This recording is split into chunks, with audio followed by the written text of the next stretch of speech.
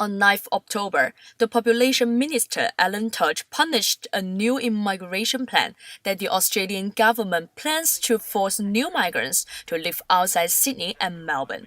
Virginia, the essential issue we have at the moment is that nearly all of the growth in Australia is into the three big population centres of Melbourne, Sydney and southeast Queensland. So even if we get a little bit more of the immigration intake going to some of those smaller states such as South Australia, it helps them and it helps Melbourne and Sydney. The skilled immigration policy changed a lot in the past 5 years.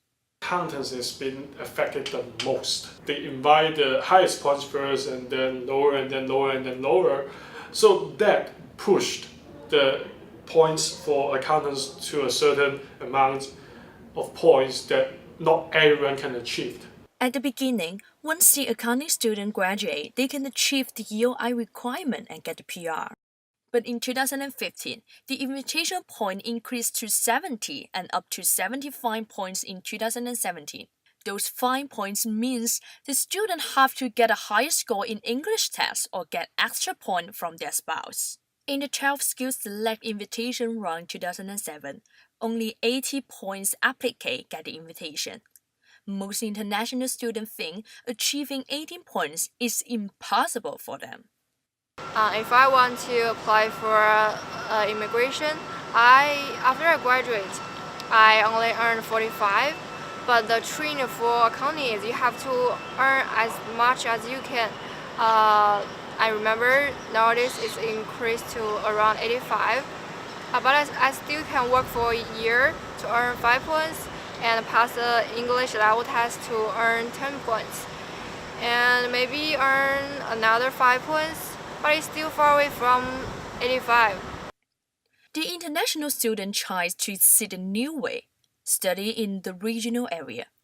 However, ACT closed a part of applications suddenly in June, which brought their hope in one night, even they already spent large amount of money and time.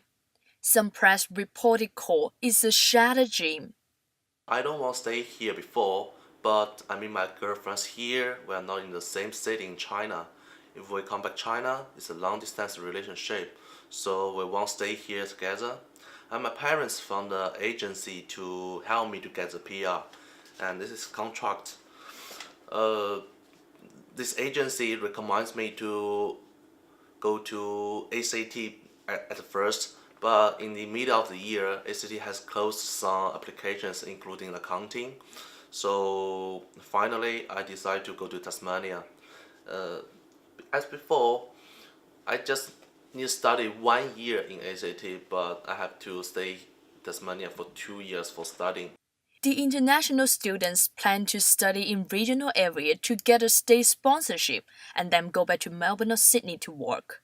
However, the new immigration proposal impedes their plan.